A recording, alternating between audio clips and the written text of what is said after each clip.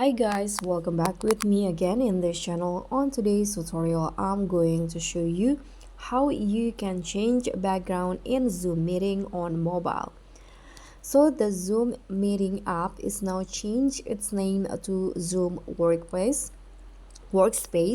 So if you guys didn't know, there's also some changes within the apps because now we cannot directly change the background in the Zoom meeting settings. So here through this video I'm going to show you the new ways to change your background when you are in a meeting.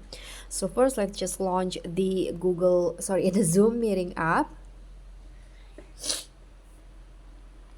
Okay, you can see the name is changed into Zoom Workplace, and in here you can see there's a new meeting, join, schedule, or a share screen.